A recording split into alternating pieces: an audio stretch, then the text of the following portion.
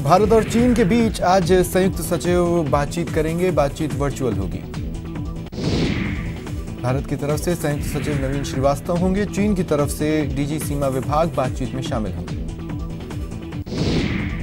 लद्दाख में चीन के साथ लगती सीमा पर तनाव को देखते हुए आईटीबीपी के जवानों को अब एलएसी पर भेजा जाएगा।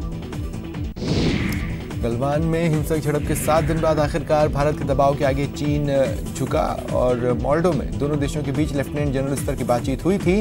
अब चीन की सेना गलवान घाटी से पीछे हटेगी।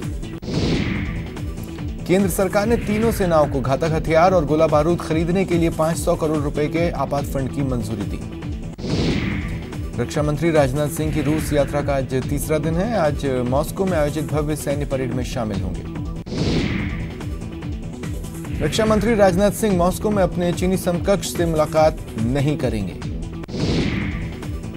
रूस से जल्द S-400 सिस्टम मिलेगा। रक्षा मंत्री राजनाथ सिंह ने ये संकेत दिए। उन्होंने कहा वो रूस दौरे से पूरी तरह संतुष्ट हैं। रक्षा मंत्री ने मॉस्को में कहा कि कम वक्त में रक्षा सौदा पूरा करने के लिए भारत तैयार है। रूस ने एक बार फिर यूएनएससी में स्थायी सदस्यता के लिए भारत का समर्थन किया है। रूस के विदेश मंत्री सर्गेई लैवरोव ने गलवान झड़प पर किसी भी मध्यस्थता की बात को नकार दिया। सेना प्रमुख एमएम नरवणे लेह पहुंचे और सेना के अस्पताल में घायल जवानों से मुलाकात की। पीएम हाउस पर सुरक्षा मामलों की कैबिनेट कमेटी की बैठक जारी। सीसीएस के बाद होगी आर्थिक मामलों की कमेटी की बैठक। बीजेपी अध्यक्ष जेपी नड्डा ने वंशवाद पर प्रहार किया और कहा, एक वंश की वजह से देश ने हजारों वर्ग किलोमीटर खो दिए। दिल्ली के उपराज्यपाल अनिल बैजल ने दिल्ली के principal secretary home BS Bhalla को दिल्ली में कोरोना मामलों के प्रबंधन के लिए नोडल अफसर नियुक्त किया। पतंजलि की तरफ से दावा किया गया कि उन्होंने कोरोना से निजात दिलाने वाली एक दवा खोज ली है। वहीं आयुष मंत्रालय ने मीडिया की खबर के आधार पर मामले को संज्ञान में लिया। मंत्रालय का कहना है कंपनी की तरफ से जो दावा किया गया उसके फैक्ट और साइंटिफिक स्टडी को लेकर मंत्रालय के पास कोई जानकारी नहीं पहुंची है। इस पर योग गुरु रामदेव ने कहा कि हमने मंजूरी लेकर ही क्लिनिकल ट्रायल किया। डीजल के दाम में 18वें दिन बढ़ोतरी का सिलसिला जारी है। हालांकि 17 दिन की लगातार बढ़ोतरी के बाद आज पेट्रोल के दाम नहीं बढ़े। देश में पिछले 24 घंटे में कोरोना के 15,968 नए केसेस आए हैं। वहीं पिछले 24 घंटे में 465 लोगों की मौत हुई है। मौत का कुल आंकड़ा 14,476 हो गया। पश्चिम बंगाल की मुख्यमंत्री ममता बनर्जी आज कोलकाता में कोरोना वायरस महामारी पर एक सर्वदलीय बैठक की अध्यक्षता करेंगी। तेलंगाना में मंगलवार को कोविड-19 के 879 नए मामले आए। राज्य में कुल केसेस 9,553 हो गए। दिल्ली में केसेस बढ़कर 62,655 हो गए। 36,602 लोग डिस्चार्ज हुए। 2,233 लोगों की मौत हुई है। वहीं दिल्ली पुलिस मास्क न लगाने वालों से जुर्माना वसूल रही है। धारा 188 में पहली बार 500 रुपए और दूसरी बार 1,000 रुपए का जुर्माना वसूला जा रहा है। महाराष्ट्र में कोरोना केसेस बढ़कर 1,35,796 हो गए। 67,706 लोग डिस्चार्ज हुए। 6,283 मरीजों की मौत हुई। तमिलनाडु में केसेस बढ़कर 62,087 हो गए। 34,112 लोग डिस्चार्ज हुए। 794 मरीजों की मौत हुई। राजस्थान में केसेस बढ़कर 15,627 हो गए। 11,969 लोग डिस्चार्ज हुए। 365 मरीजों की मौत हुई। कोटा में आज कोरोना के 10 नए केस आए हैं। इसके साथ ही जिले में कुल केसेस 576 हो गए। वहीं रेलवे सख्त है। रेलवे ऑफिस में थूकने पर 1,000 रुपए का जुर्माना लगेगा। मास्क पहनकर नहीं आने पर 500 रुपए वसूले जाएंगे। सीएम गहलोत ने गृह रक्षा निदेशालय के भवन का शिलान्यास किया। सीएम निवास से वीसी के जरिए सीएम ने शिलान्यास किया। जयपुर को यूडीएच मंत्री धारीवाल ने स्काई लिफ्ट मशीनों की सौगात दी।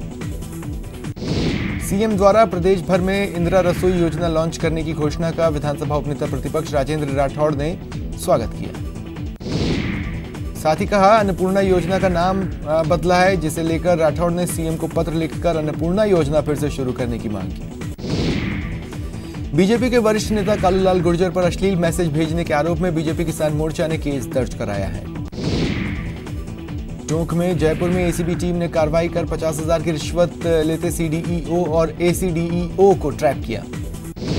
जोधपुर में ब्लैकमेलिंग से परेशान एक कांस्टेबल ने आत्महत्या की धमकी दी। बिलाड़ा थाने में तैनात कांस्टेबल का आरोप है कि उससे ब्लैकमेल कर लाखों रुपए हड़पे जा चुके हैं। कोटा थाने के पास बने एक पार्क में पेड़ से लटके मिले एक शव से सनसनी फैल गई। पुलिस जांच कर रही है। अलवर में नाबालिग से छेड़छाड़ मामले में लड़की के पिता ने सुसाइड कर लिया। उनका शव पेड़ से लटका मिला। अलवर में कोट कासिम में बदमाश बेखौफ जिम मैनेजर पर ताबड़तोड़ फायरिंग की। गोली लगने से उनकी मौके पर ही मौत हो गई। श्रीगंगानगर पुलिस की डीएसटी टीम ने पैगोडा रिसोर्ट में कार्रवाई कर 15 जुआरियों को गिरफ्तार कर लाखों की राशि बरामद की। कोटा में बंधा धर्मपुरा क्षेत्र में अलसुबह नगर विकास न्यास का अतिक्रमण दस्ता पहुंचा और अतिक्रमण हटाने की कार्रवाई शुरू की। कोटा में मीटर रीडिंग बिल की राशि कम करने की एवज में 7,000 रुपए की रिश्वत लेने वाले कनिष्ठ अभियंता की कोर्ट में पेशी हुई। उसे 7 जुलाई तक जेल भेजा गया। कोटा में एक हेड कांस्टेबल को कार से कुचलने की कोशिश करने वाले बदमाश को पुलिस ने गिरफ्तार किया। धौलपुर में जगदीश तिराहे पर देर रात चोरों ने 2 दुकानों को निशाना बनाकर 1 लाख का माल लिया और फरार हो गए। दौसा के NH 21 पर दिन दहाड़े 2 गुटों में मारपीट हुई। हाईवे पर कार सवार बदमाशों ने कार में बैठे 2 युवकों को पीटा और कार में तोड़फोड़ की। बीकानेर में पुरानी रंजिश को लेकर अज्ञात लोगों ने एक घर में घुसकर हमला बोल दिया, जिसमें लोग घायल हुए। बाड़मेर जिले में पिछले दिनों हिरण शिकार का वीडियो सोशल मीडिया पर जमकर वायरल हो रहा है, जिसे लेकर 2 पक्षों में जमकर विवाद हो रहा है। अलवर के तिजारा पुलिस ने अवैध हथियार समेत 2 हथियार तस्करों को गिरफ्तार किया। नागौर के मेड़ता में खाली प्लॉट में एक महिला का शव मिला। हत्या की आशंका जताई जा रही है। दौसा के महुआ थाना इलाके में एक विवाहिता ने आत्महत्या कर ली। उदयपुर अहमदाबाद नेशनल हाईवे पर देर रात एक बाइक को अज्ञात वाहन ने टक्कर मार दी। एक युवक की मौत हो गई, दूसरा घायल है। जोधपुर के कनोडिया महासन गांव में पंचायत भवन को BRO ग्रिप को लीज पर देने का ग्रामीण पिछले 3 दिनों से धरना प्रदर्शन कर विरोध कर रहे हैं। कोरोना काल में बिजली और पानी के बिल माफ करने की मांग को लेकर बीजेपी 25 जून को जयपुर में बड़ा प्रदर्शन करेगी और मंडल स्तर तक बीजेपी कार्यकर्ता संबंधित बिजली और पानी के कार्यालय में जाकर CM के नाम ज्ञापन सौंपेंगे। कोटा में ABVP की ओर से चीन के खिलाफ प्रदर्शन हुआ। चीन के राष्ट्रपति का शहीद स्मारक के सामने पुतला फूंका गया।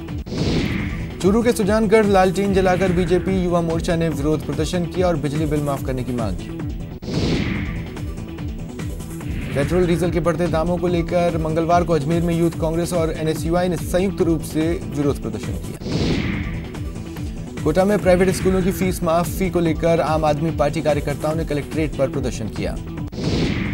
जोधपुर संभाग के सबसे बड़े जयनारायण व्यास विश्वविद्यालय में पूर्व कर्मचारियों ने विरोध प्रदर्शन किया। पिछले कई महीनों से पेंशन नहीं मिलने से कर्मचारी नाराज हैं। अलवर के तिजारा क्षेत्र में 15 दिन पहले हुई सब्जी विक्रेता अमर राज की हत्या के आरोपी गिरफ्तार नहीं किए जाने के विरोध में प्रदर्शन हुआ।